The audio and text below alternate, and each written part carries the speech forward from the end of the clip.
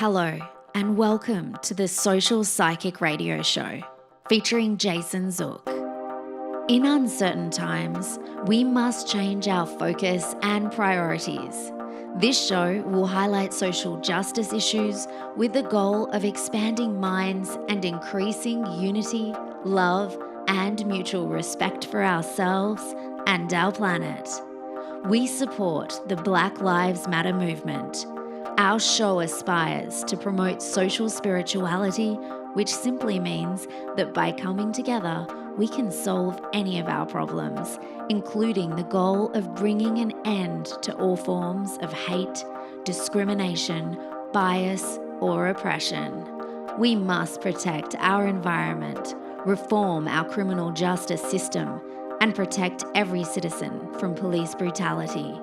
When we come together, it becomes possible to bridge the gaps that plague our society and divide us from within. We the people means everyone. Hello and welcome to the Social Psychic Radio Show. This is Jason Zook. It's a great pleasure that I have the opportunity of bringing special guest Branch Isole to the show today. Author, poet, storyteller. Branch is the author of 22 books in 4 genres. The power of personal responsibility, or its avoidance, is his writing focus. His self-discovery themes span a wide range of reflexive identity and scenarios every adult recognizes. Branch's stories explore concepts and actions of struggle and relationship dynamics across a broad spectrum. He writes of issues and emotions often experienced but not always voiced. 42 short story poems from Branch's books have been reprinted by magazines, newspapers, and e-zine publications alike. Branch has been a guest on talk radio programs nationwide. He participates in book festivals and writers' conferences where he shares the pathway to self-publishing success with aspiring authors. Born in Osaka, Japan, Branch has traveled extensively, growing up calling many places home. Finishing high school in Rolling Hills, California, he went on to graduate from Texas State University, San Marcos, did postgraduate work at the University of Houston, and received his Oxford MA Theology degree from Trinity College and Seminary in Newburgh, Indiana. Branch's books are available in paperback and ebook formats online from Amazon, Barnes & Noble, Books A Million, Diesel, Ingram, and more. It's a great pleasure that I welcome Branch to the show. Welcome to the show, Branch. I really am so excited to have us do this episode today because I love that you have such a unique perspective on things. And one of the things I want to ask you, you've had a broad, I should say extensive knowledge of spirituality. And I wanted to ask you in your writings and just in your life journey, how important has spirituality been to influence your actual point of view from when you create your writing content? Wow, what a great question. Like most people, I grew up in kind of an average household where there was a little bit of religion. We were Christians, C&E, Christmas and Easter Christians, but, not a whole lot of emphasis on religion itself. So my journey took me where many people journeys take them, into careers and into jobs and then into the corporate world. And so the first half of my life was sort of caught up, as I say, like many people, in, getting an education, getting a job, advancing a career, all the kinds of things we do to try and function in our daily lives.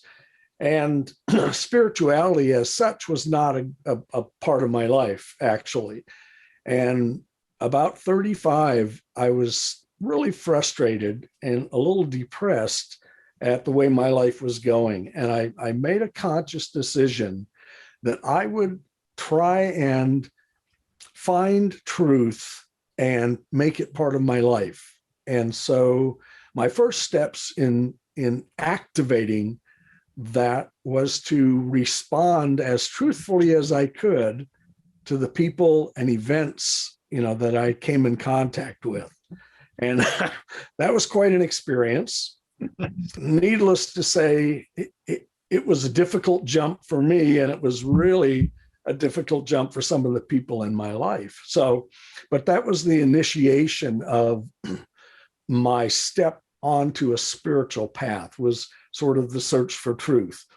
And then that led me for about 5 years of study into a variety of different religions, mysticism, New Age, Eastern philosophies. And what I was trying to do was see where truth would lead me in terms of its application from what spiritual paths and religions sort of say it is, and how to proceed within a particular system of belief in that search for truth. So that got me onto the spiritual pathway. And then I had a couple of situations take place in my life that got me, as a fallen away Christian, sort of back on the path of Christianity. And that path led me to where I am now, obviously, that I became a Christian content writer. I write about some other things as well, but the spiritual growth that took place over all those years and started to sort of open my eyes, take off the blinders, and see what was happening in the world around me. That's what got me into the spiritual writing. I had a compulsion to write my first book, God, I Believe, and I wrote it for seekers and searchers and basically fallen away Christians, people who were interested in trying to fill that void in their life that, the world and the possessions of the world weren't filling. And so that first book is actually just a layman's comparative study of the different religions and spiritual pathways that we have available to us today in our world. And so for the seeker or the searcher, it gives them a chance to not only find out about the fundamentals of the world's different religions, but it takes 10 different questions and answers them from each of those religions. So if you have somebody who says, I love an eclectic approach. I think that's great that you can sample that and compare. Well, I think most people who are, there's a lot of people who are interested in a spiritual grounding without it being tied to a specific religion or, a heavily doctrinated religion, like most religions are, obviously. But, that struggle within that we all face, no matter where we are in our lives, we have situations and times in our lives when we are really struggling or we are really down. And, a lot of times that's when people want to turn outside of themselves and find something that has more purpose that will then show them reflectively, purpose in my own life. So, that's the fundamental purpose of spirituality in its essence, is to allow us to look outside of ourselves and connect with something, deeper that touches us within into a point where it actually can change our thought processes. So the first book was basically that fundamental base for somebody who's thinking about that spiritual jump, but not necessarily a religion per se. But if they want to look at a different religion, then it gives them a chance to compare different religions and what they have to say about the things that, we deal with in our everyday lives. So that's kind of the long version. And that book allows people then to have that foundation so that if they say, well, gee, I'd like to look into Buddhism, well, and you ask them, well, what's Buddhism about? And they say, the 8 paths and suffering and those kind of things. But is it more than that? And of course it is. And until we get into the depths of any spiritual system and belief system, we really don't know. So that's what the book does. It tries to lay out for people, these are some common things between those religions, and these are some differences. And should you choose one of these paths, here's a little more base information to get you started. So it's not trying to convert anybody or coerce anybody into a specific religion. It's trying to give people an opportunity to examine different spiritual paths and faith systems so they can make a more informed decision, if they want to go down one of those paths.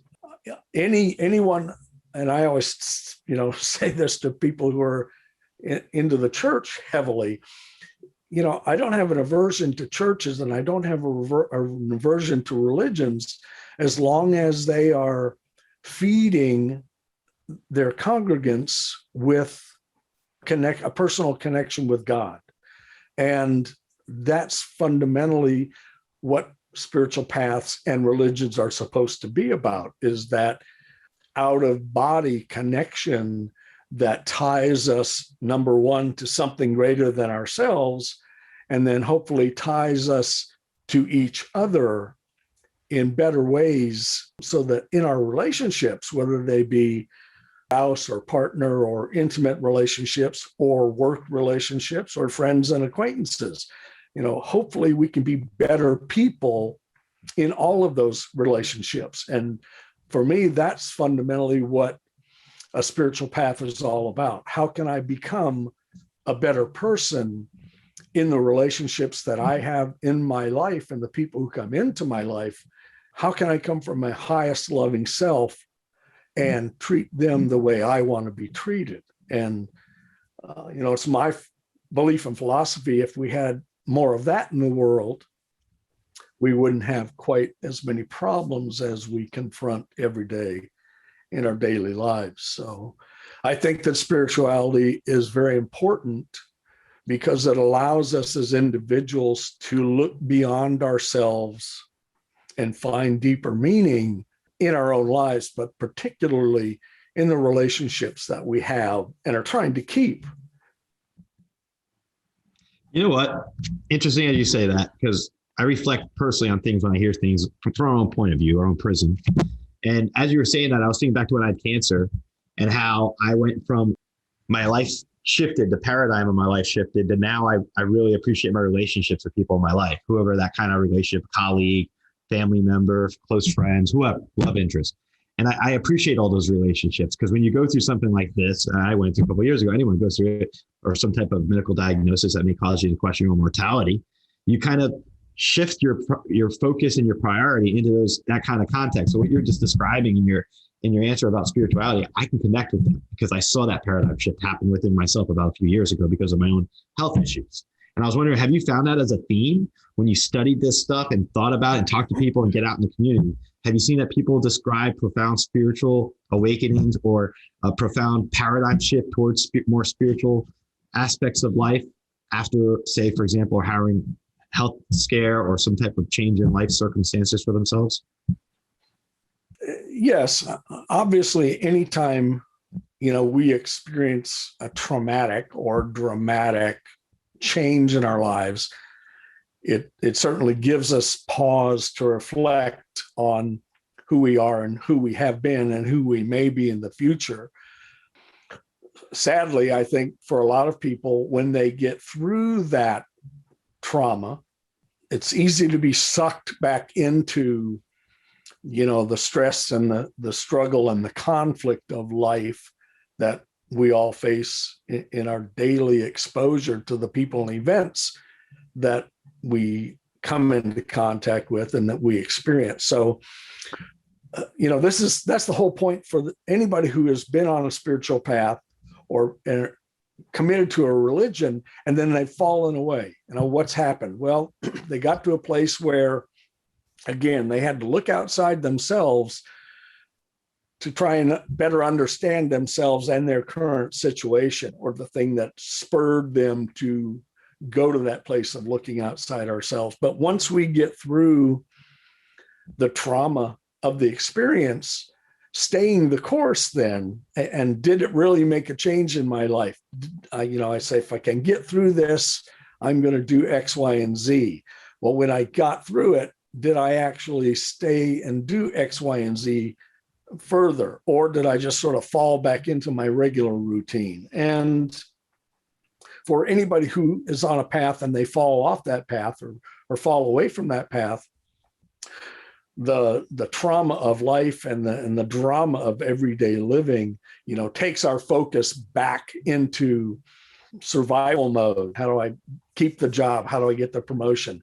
How do I handle the situation with my family? All of those things that have been put on pause when we were facing that health situation or that economic situation or whatever has taken our attention and refocused it momentarily. The key is that refocus going to stay? And I think I know this is the problem with a lot of Christians, is they believe something and they say they believe something, but they don't always act that way. Being a Christian, having that label to me is not being a Christian. If you want to be a Christian, then act like a Christian. And so the question becomes, well, what is that? Well, it's simple. Being a Christian is acting Christ-like in your responses and in your life. And to be on that path, to respond Christ-like, or as any master responded in their life. See, this is the interesting thing about a lot of religions, at least the doctrinal religions, is all of the masters, Buddha, Muhammad, Krishna, Christ, they all received the word from God. They all received direction from God. And in their teachings and in their interactions and their writings, if you look, they're all very, very similar in terms of this is how we should treat our fellow man. So the fundamentals are there, right? And God is in all of those fundamentals. But what happens is when the master passes away, when Jesus died, Krishna died, Muhammad died, Buddha died, that vacuum there's a vacuum that's created, and that vacuum has to be filled, and it can't be filled by another master because there's only one master, there's only one teacher. So what happens, that vacuum is filled by the followers. And of course, in the followers are those, who crave the leadership position and the power, headmaster post, and obviously the power.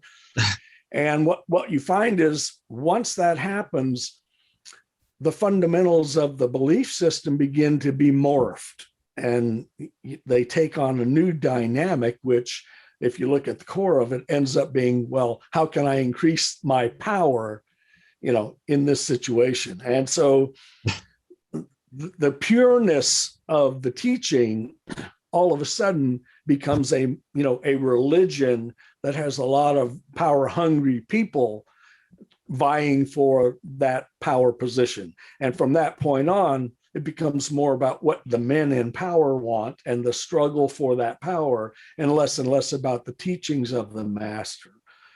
So the corruption. Exactly. You're describing a corruption to me. If I was sitting here in a jury and you're in a counsel and you're going through I'm in my head as a lawyer. I don't always bring up being a lawyer on a podcast, but I'm the elements of what's corrupt. And I'm like, that's corruption. I just see it as as you tell me, I get the word corruption off that. So that's it. It's corruption and greed, basically. I mean, we as a society, our country has probably done more for the world than any other country in the history of man. We've also done more damage to the world because we've exported this desire, of the American way or the American life. And basically that's about greed. It's, how much money can I make? What's in it for me? And that's what we've exported, along with all the good we've exported to the rest of the world in the last 2 centuries.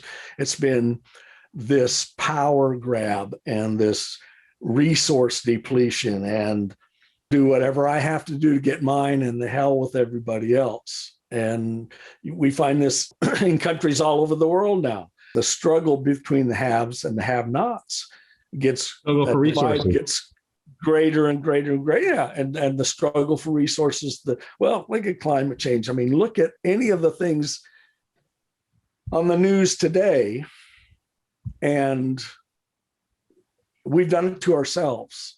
And we do it to ourselves. And it goes back to that religion being birthed out of spiritual grounding. We've turned the tables on what the master has said, and we use that as an excuse or an excuse for our behavior, which is exactly the opposite of what the master was teaching. It's contrary completely from corruption is not what the original Buddha or any of them would have in any way expected would have been a result of their following in the future. It's just corruption because, as you said, the desire and goal for power and greed and control and us versus them, all those kind of mindset, scapegoats, all those kind of. All those fundamentals are love God, whatever that religion's version and concept of God is, but love God and then treat your fellow human being the way you want to be treated. I mean, that's fundamentally what spirituality is all about. But to do that in today's world, take somebody who truly wants to believe that and do that, and then try and do it every day in their own life. And that's not what the world's trying to sell us or put us upon us, or they want us to go down a whole different path. And so therein lies the struggle for the person who wants to become more of a human being, of a good person, trying to do some good in their life, even if it's just in their own family. That the changes that we make have to start with us. And when you make that change in you, then you can extrapolate and try and help make that change in the people who are closest to you, to your partner, to your spouse, to your family.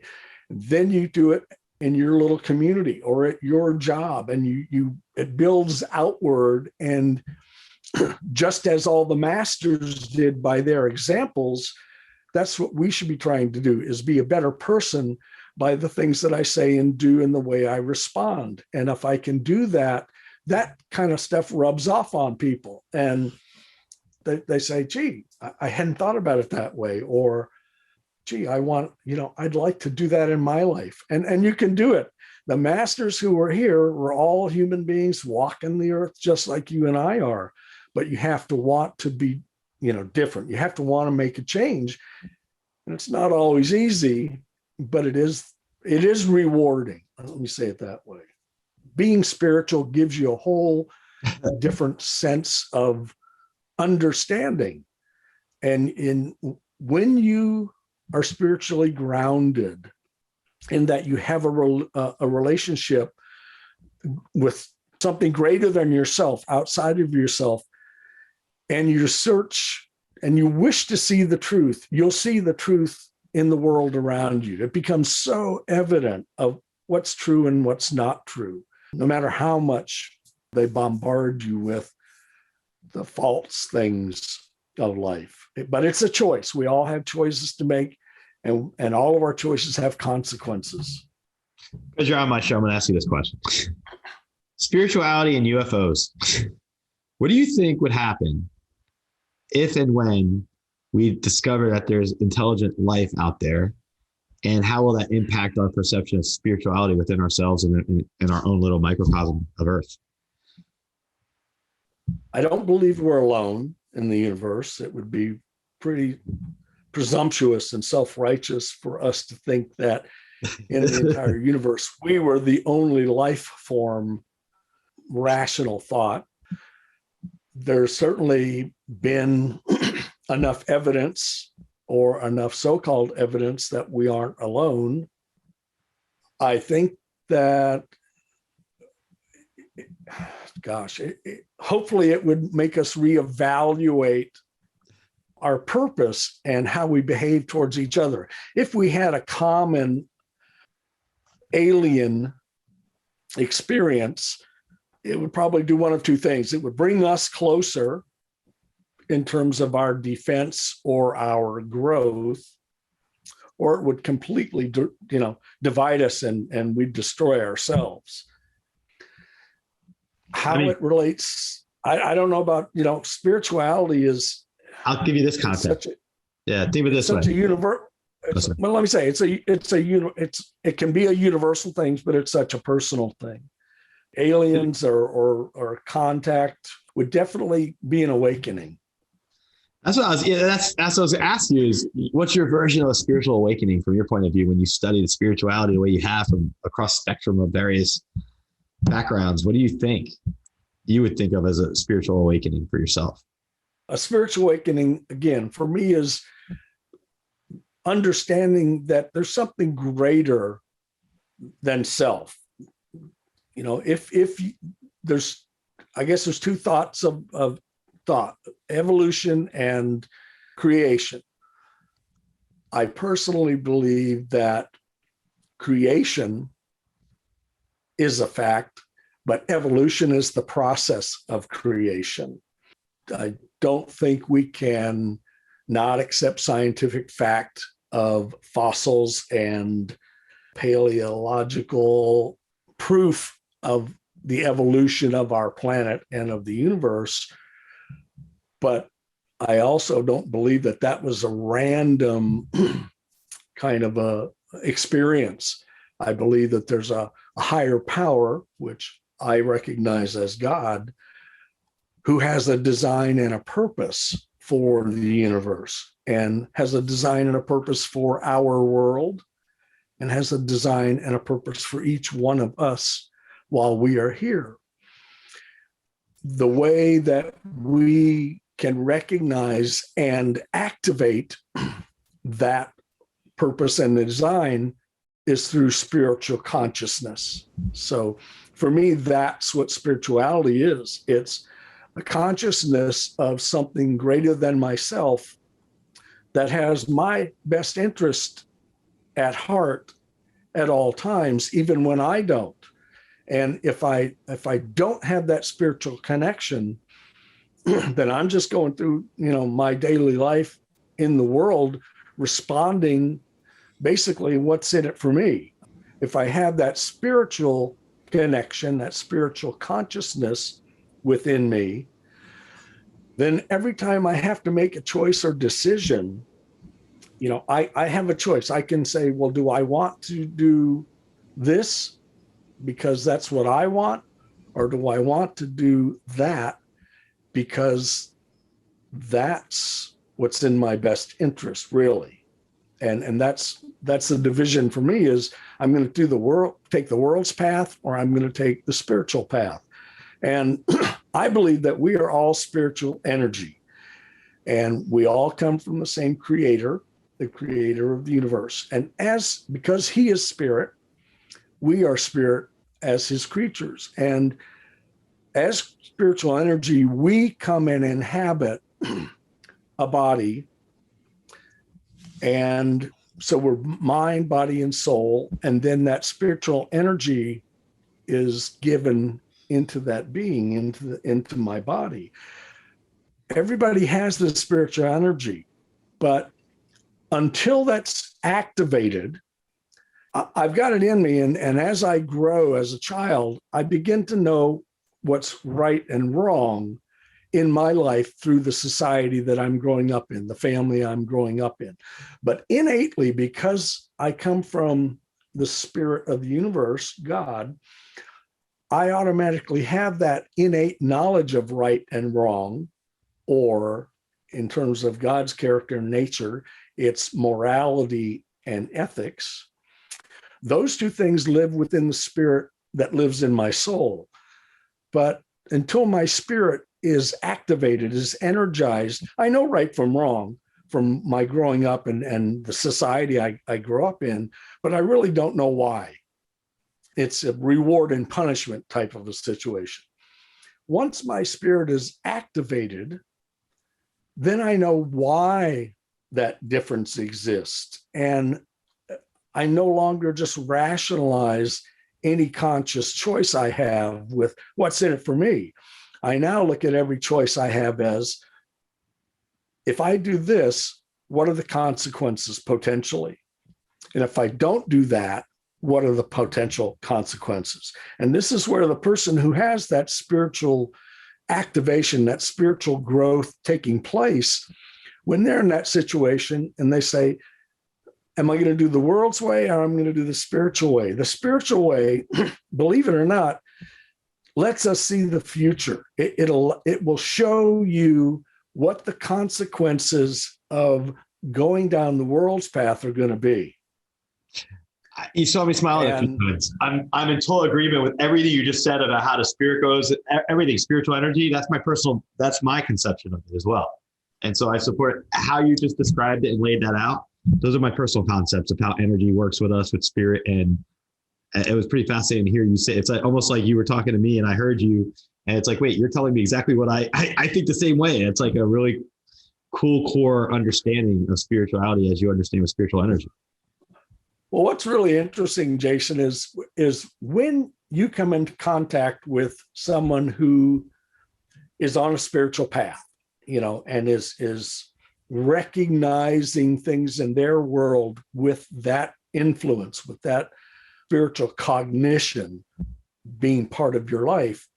When you meet somebody else who's on that same path, there's an instant connection. You're right. I get it. I'm with you. I understand and I believe the same thing. There could be some tweaking in there, but fundamentally, we are in agreement.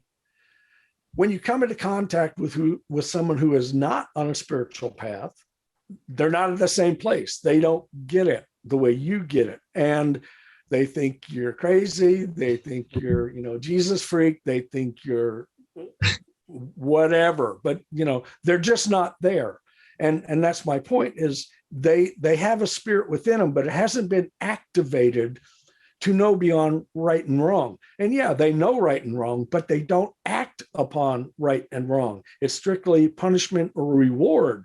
And what you find with people, especially today, with criminal mindsets, and I say criminal in terms of amoral and unethical, they don't have to be committing crimes, but unethical behavior is unethical behavior, and immoral or amoral behavior is exactly that.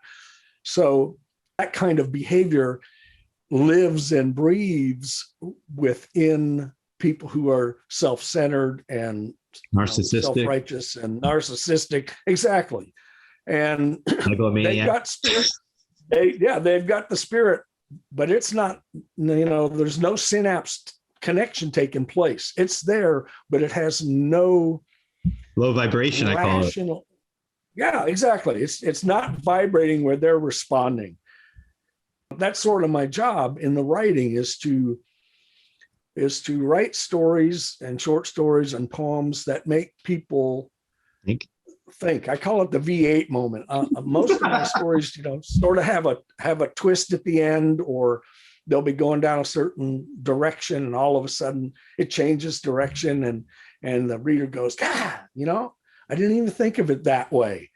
Or, man, that was a V8 moment. And so in a lot of my stories, that's what I'm trying to do. I'm trying to write so that the reader will identify with the protagonist of the story, whether it's male or female. If you've read any of my stuff, it's, sometimes it's written from a male point of view, sometimes it's a female point of view, sometimes it's the dog's point of view.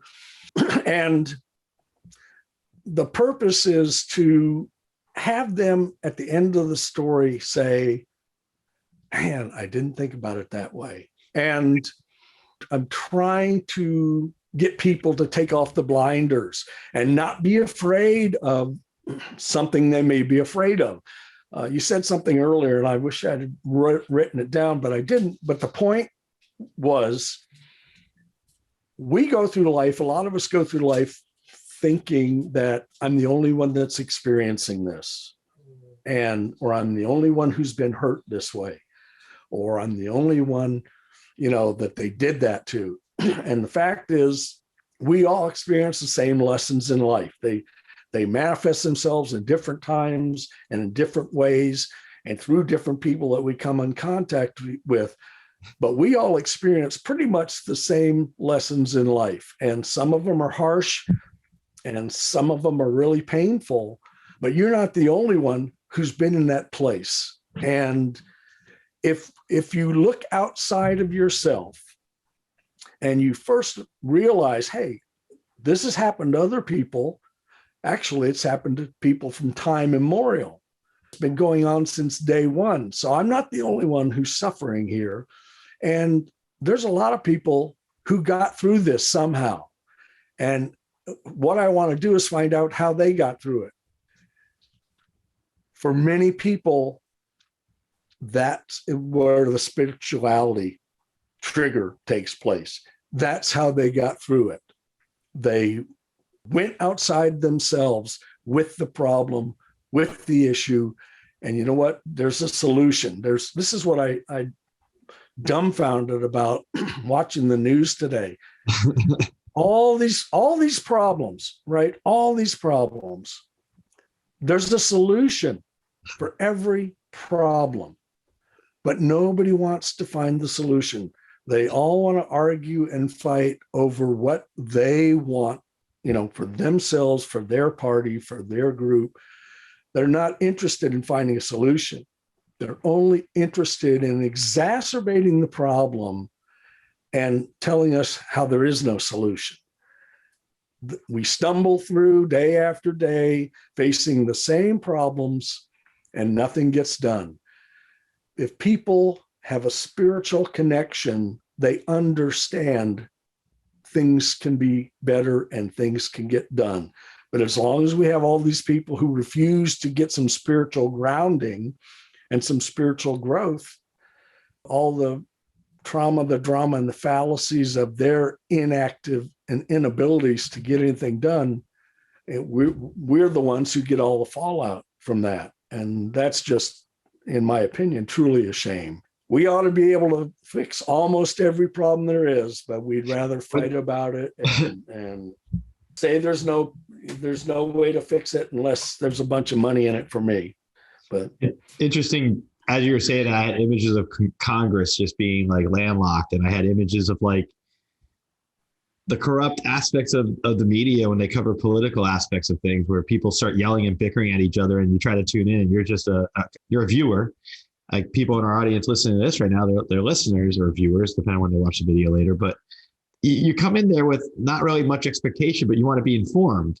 And when you tune into some of these shows on TV, for example, that's what I had in mind when you were talking. You may have meant something else, but when I watch some of these news commentary shows, I try to go through on cable TV, whichever channel or persuasion you are.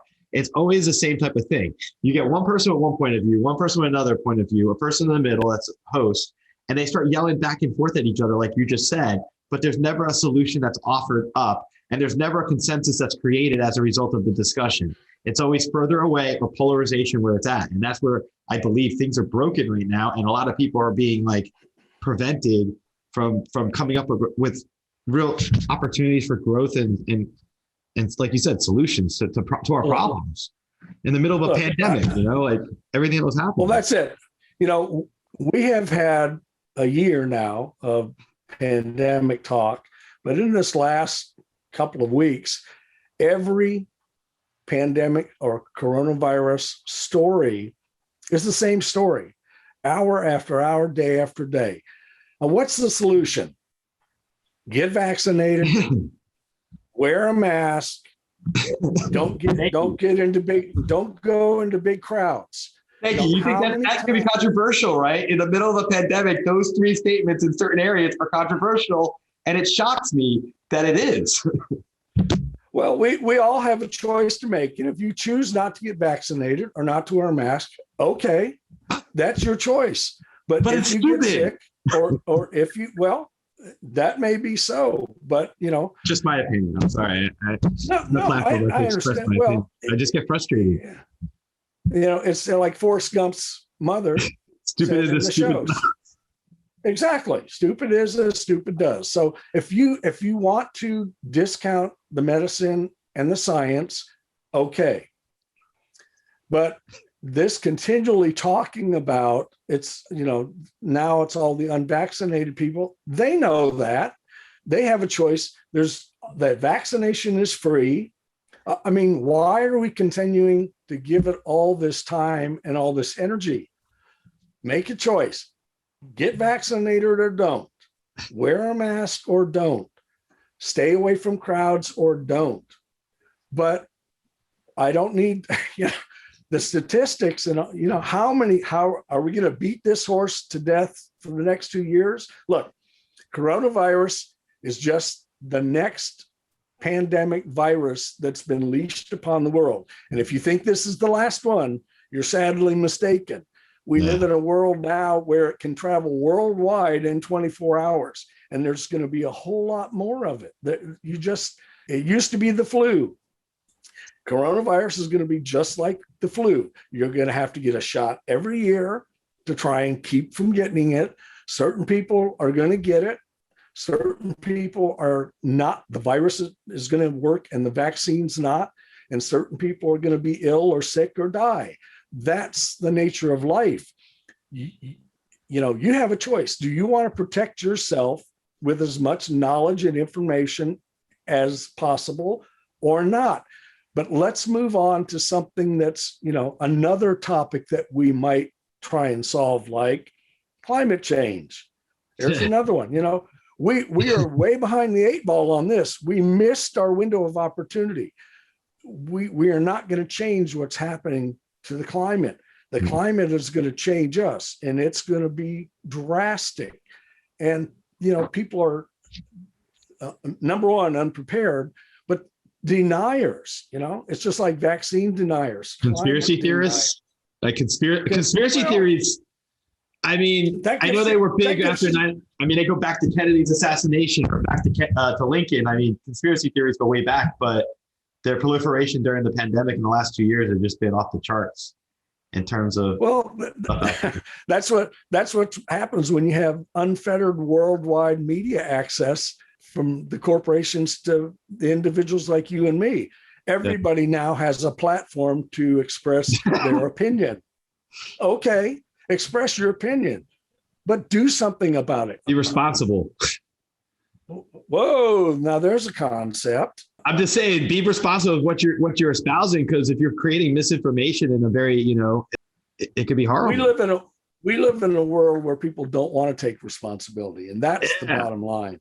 They don't want to be responsible for their choices. They don't want to be responsible for those consequences of their choices.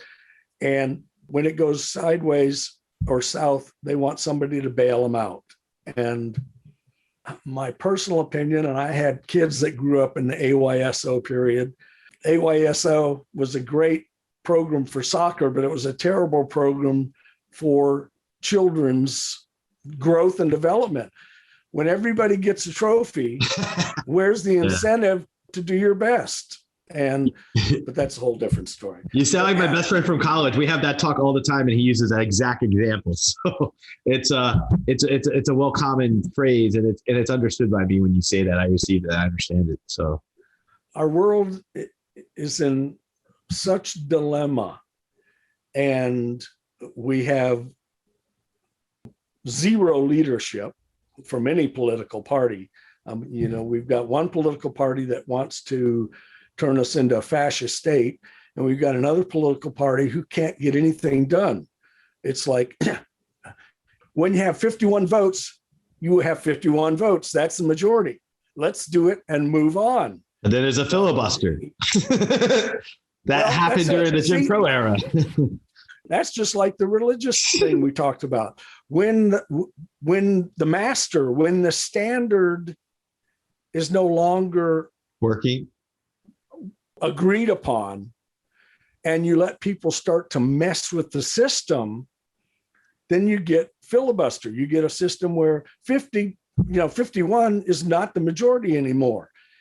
And you need a supermajority, 60. Well, whatever, you may need 90. I mean, it can be anything we want it to be. The problem is we have people leading our country and legislating our country who do not have our best interest in mind. And that's on both parties. It's not just the Republicans. The Democrats have got to get off their hands and get with the program. You know, Obama's biggest mistake, in my opinion, he had the House, he had the Senate, he had the presidency, and he didn't do anything for 2 years. And he lost that power. When you have people in Congress who their purported and declared intent is to stop all legislation going forward, we have a real problem. Whomever. Yeah, I'm just thinking back to whomever. You've been known for that. We have a problem there. You know, that's not in the best interest of the people. That's against a democracy when you think about it. We're supposed to have a functioning government, not a government that stands still and doesn't respond to the needs of the people in a crisis. Well, if we have people who will get out and vote, and then people who will honor whatever that vote may be, well, we might have a chance to get back to that kind of a concept. Then we're also dealing with the toxic aspects of what's going on in the last election and people being unwilling to accept the results of an election too, which creates a whole other thread, a whole other side story that we don't have time to even get into right now. But I'll say that it alarms me to think, and you're right, I agree with what you're saying, by the way. It's a corruption of the system in our own democracy that these other things have occurred, and we need to kind of purify it and go back to the basics but also create a better democracy that's inclusive for everybody and protect everyone's right to vote. If you want to see the fallout from the 2020 election and what we're experiencing now, if you want to see what happens as it continues down this path, go back and look at the history of Germany from 1929 to 1933. I know what you're saying. And you'll see it. Yeah, you'll see it again. George Santana said those who don't learn from history are doomed to repeat it. And that's where we're headed. Our problem as a species is we don't grow. We don't change. You know, we still respond today to each other the same way they did 2,000 and 3,000 and 5,000 years ago. Nothing has changed in man's behavior and his response to other people. What's changed is the technology.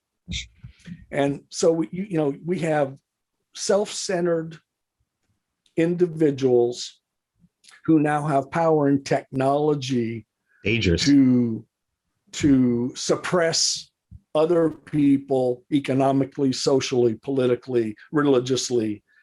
And that's in our nature. Our nature is to grab that power and suppress others, to keep others down so that we can build ourselves back up. That's our nature. And that's why, the world is in the condition that we're in, because we refuse to learn and to grow.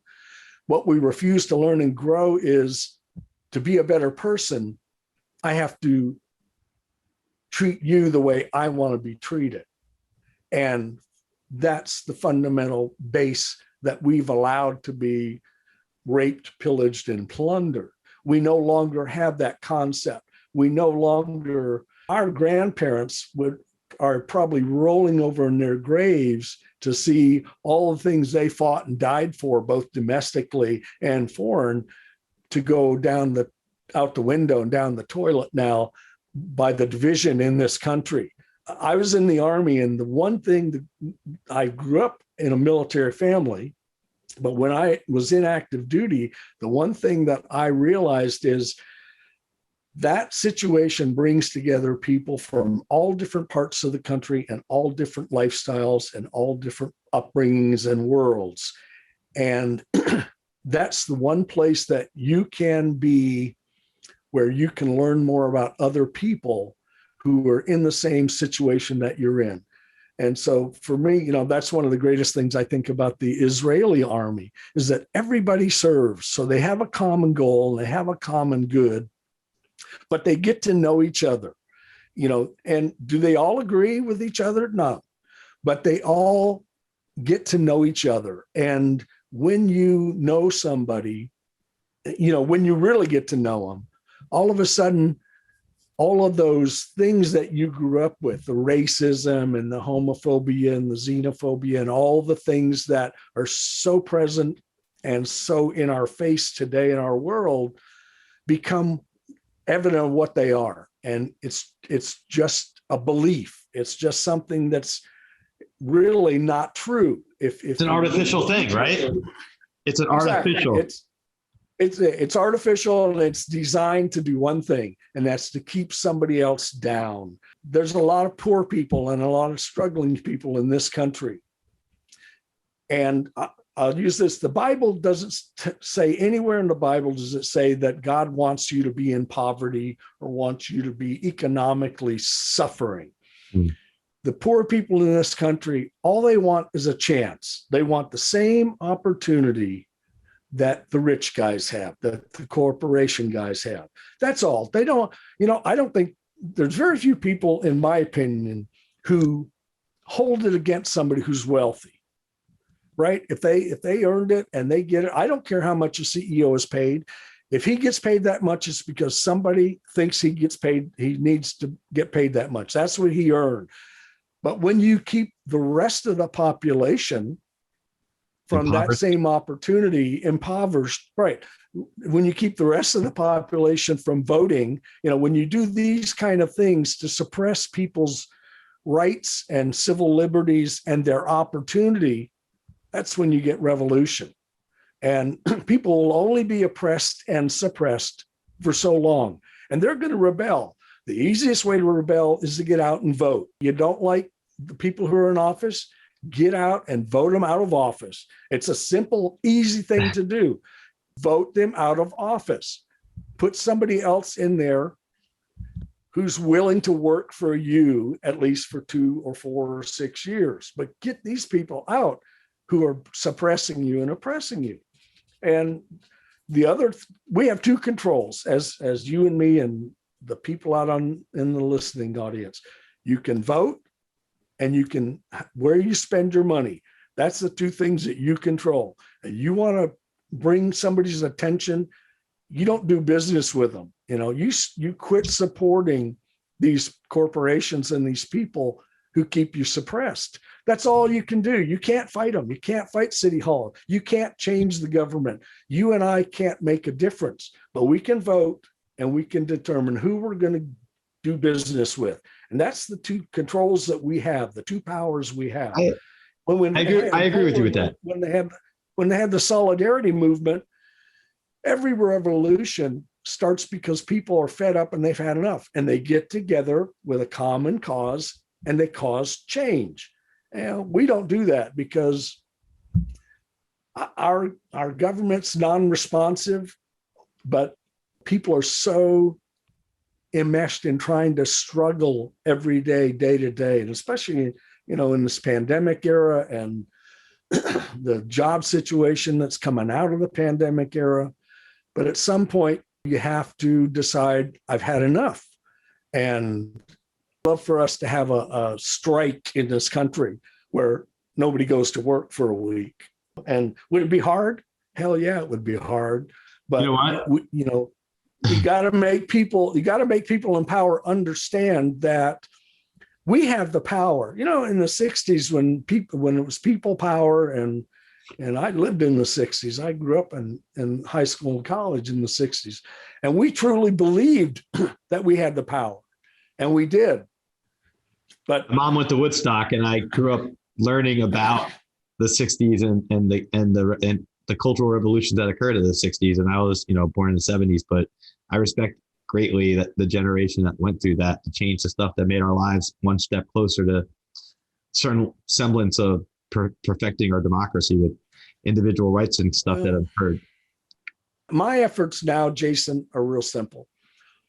I'm trying to touch individuals, reader by reader and podcast by podcast, to let them know you still have the power, but the power you have is over yourself. Don't worry about what the government can or can't do.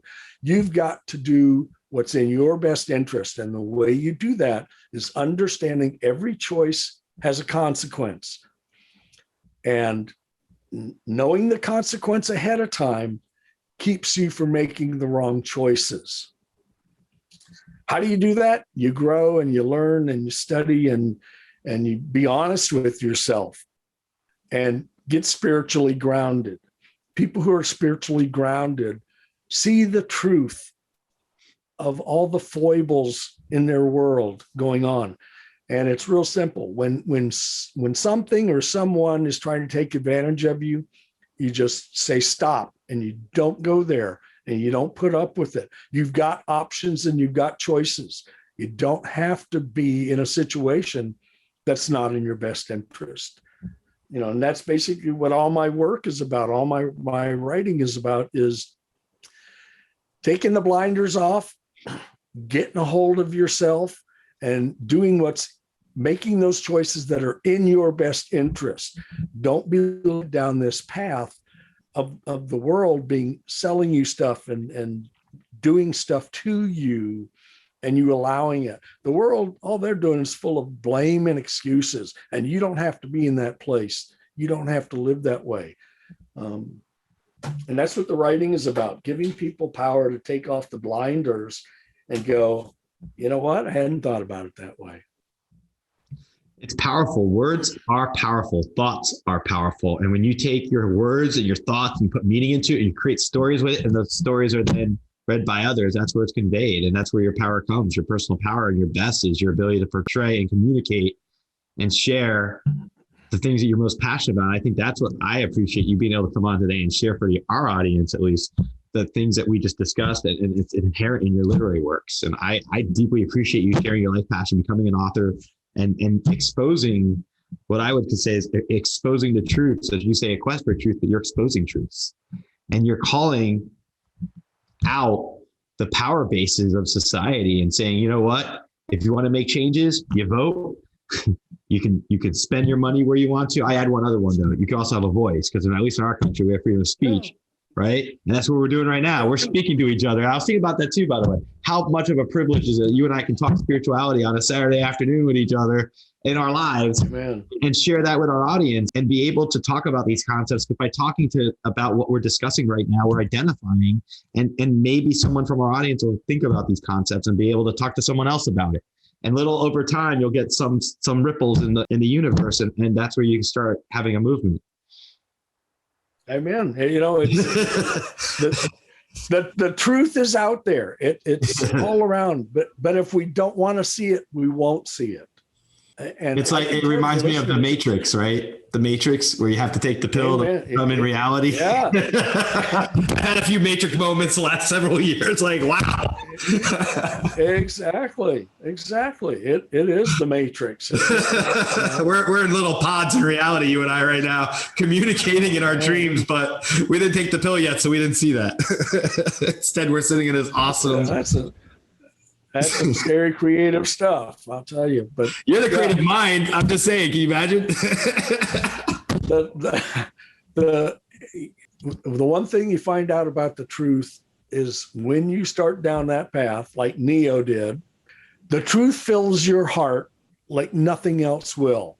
And once your heart is full, then your mind will follow. And once your mind and your heart are in sync, nothing can stop you at that point, because your quest for the truth will keep you on the truth's path. And when you're on that path, you see the facade and the foibles, that are trying to be forced on you.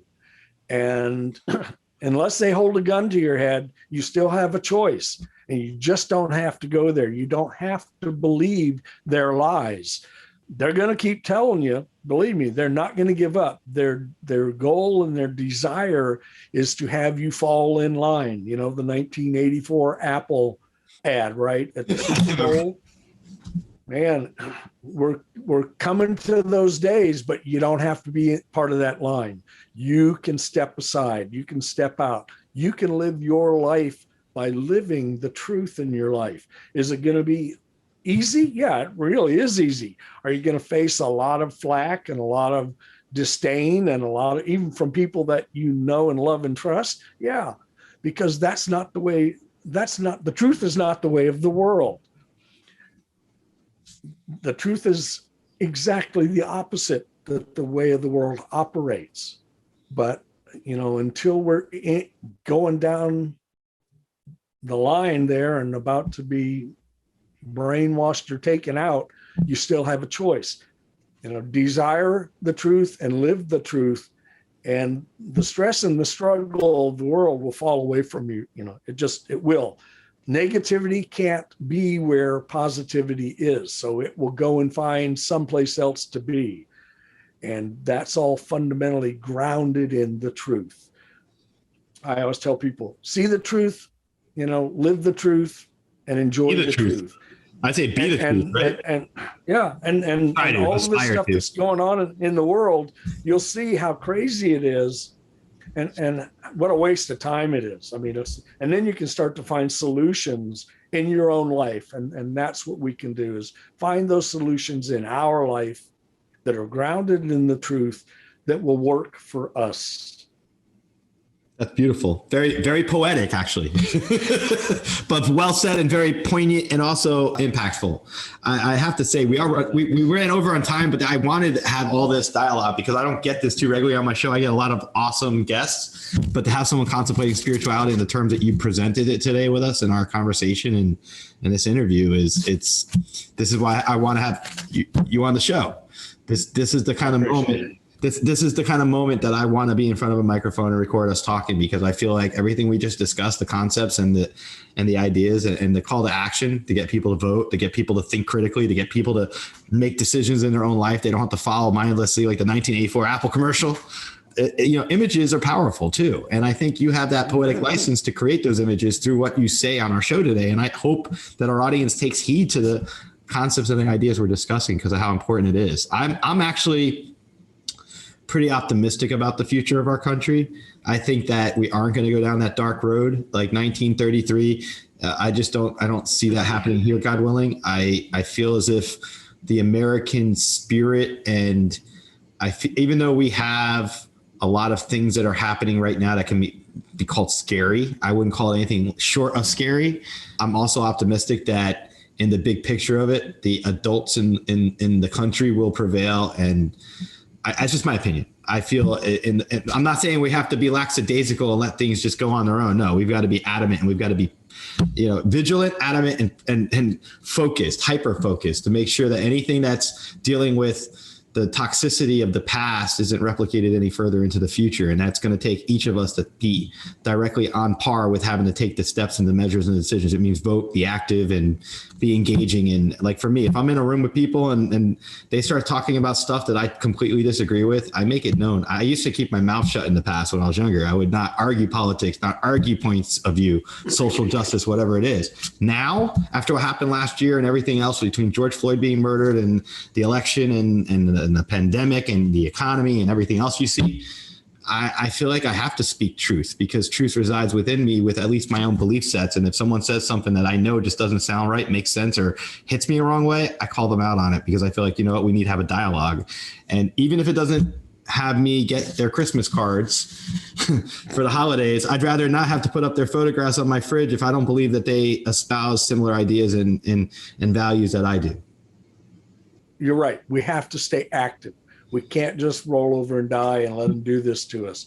We've got to mobilize as much as we can people who are willing to protest what's going on. And I don't necessarily mean protest in the street, but you've got to say, this is not in our best interest and we need to do something about it. So what can we do together to make it different? What can we do to make it a change? And it's just the way life is. And, it happens in every society over any number of years. Every society goes through these kinds of machinations and changes. And it's up to the people to, say what they're willing to put up with and what they're not willing to put up with. And sooner or later, the voice will be heard if we keep letting it be known this is how we feel, and we will take action. We will vote. We will turn these people out of office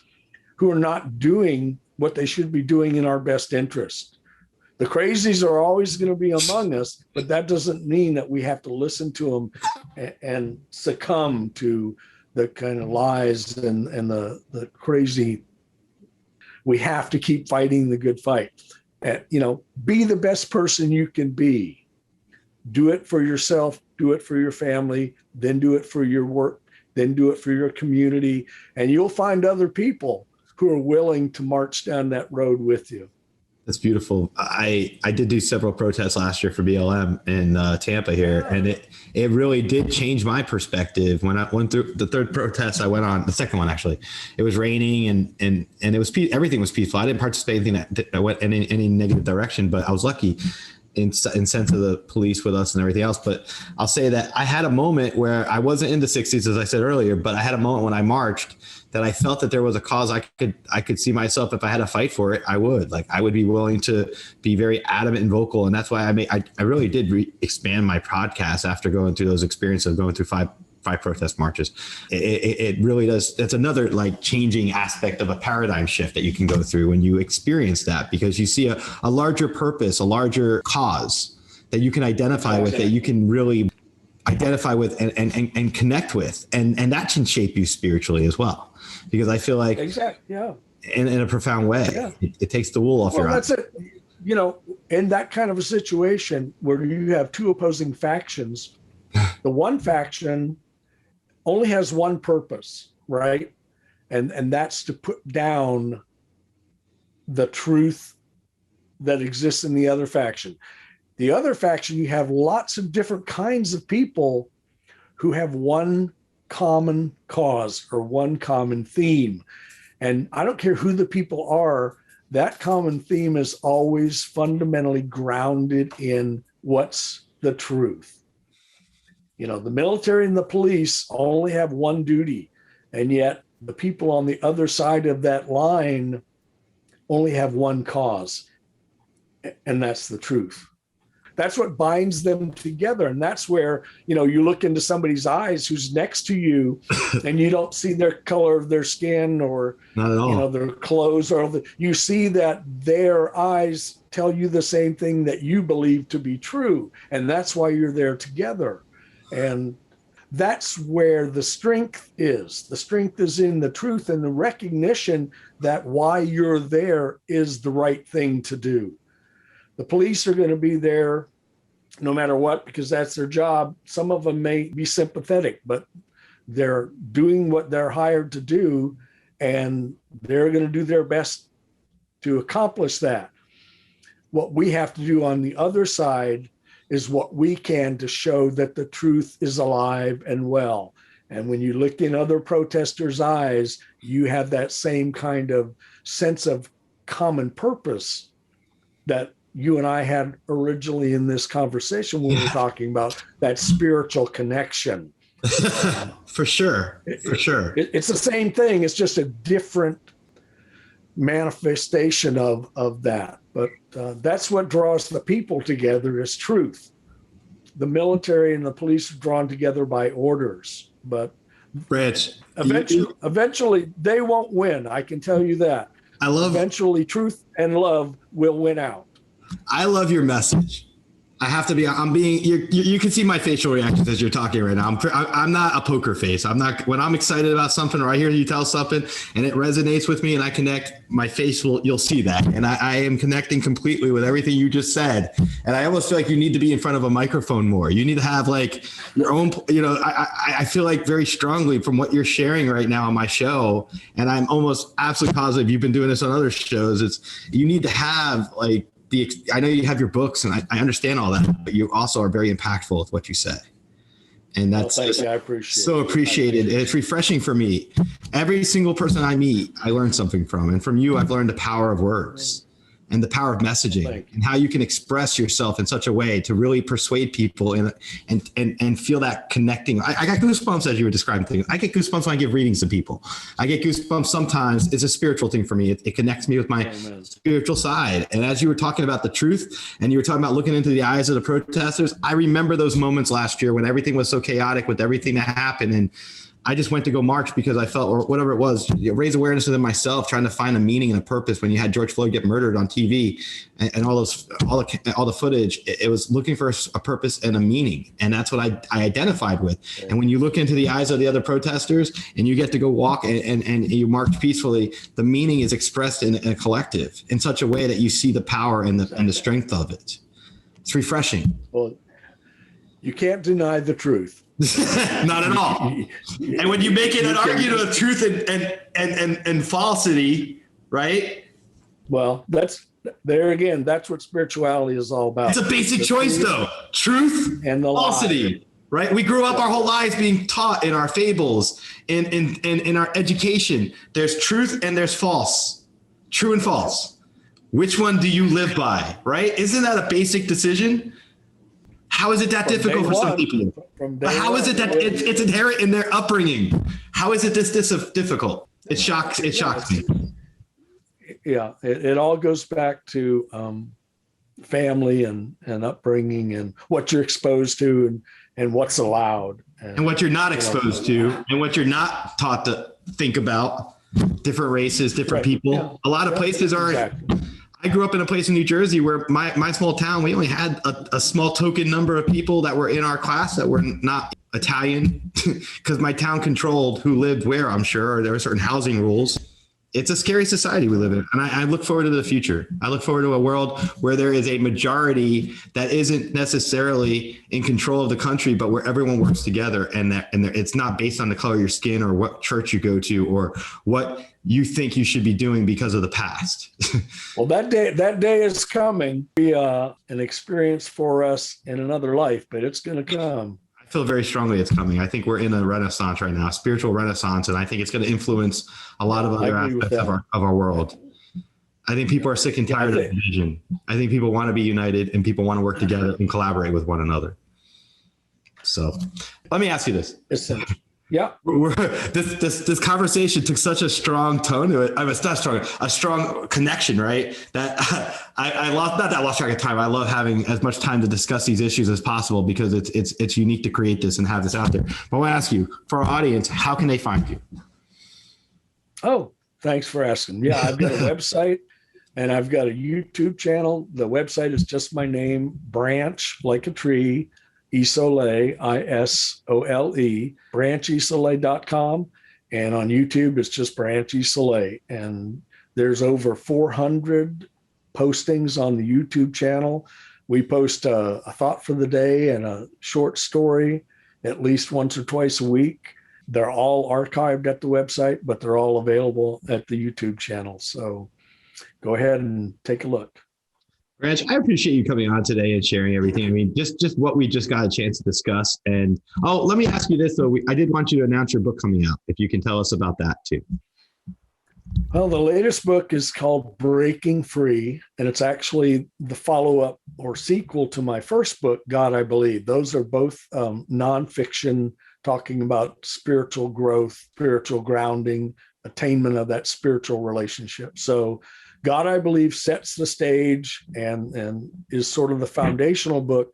The new book, Breaking Free, takes it a little further down the spiritual path. So those who read the first book, if they want more, then they go to Breaking Free, and it just kind of develops more of the fundamentals that the first book presents. One, spiritual grounding, the other is spiritual growth. I just want to thank Branch for coming on the show today and sharing just an amazing, passionate conversation about spirituality and how to interplay in our society. And through his literary works, he has really worked shaping minds and helping people look at complex dynamics of spirituality and also other things. But one of the things I really appreciate is having the candid discussions we had today. I think that once we have the ability to talk these types of issues and express ourselves, that's when people gain an understanding of different points of view. And one of the things that I do value the most in having this platform is being able to look at things critically with an open mind and being able to have a paradigm shift. Paradigm shifts are so critical in our world. It's so important. That's when you take the one set of lens that you look through and you switch them out and you see a bigger, complete picture. A lot of times, too many of us fall short and don't have that ability. And I advocate for a paradigm shift. Branch is one of those people who's a change maker. He can contribute to helping you look at the world in a different lens. And it's a better lens. Trust me. It's not the kind of lens you're going to look at and you're going to regret going and looking through again. You probably may just take off the old glasses and not put them back on anymore. But whatever it is, keep this in mind. Keep an open mind and always stay positive and look at things critically, because with spirituality, it's so critical and important that we become grounded and we get more in touch with ourselves and with one another. Check out Branch's website and check out Breaking Free. And I just want to thank France for coming on the show again. Stay positive, because when you're positive, anything's possible. Thank you. Thank you for listening to this episode of the Social Psychic Radio Show. Don't forget to join us for another episode next time. If you enjoyed the show, we'd love for you to subscribe, rate, and give us a review on iTunes. You can also check us out on Facebook, and don't forget to visit the Social Psychic YouTube channel. Until next time, it's a big world out there. Keep an open mind, embrace your paradigms, and know that the universe is always yours to explore.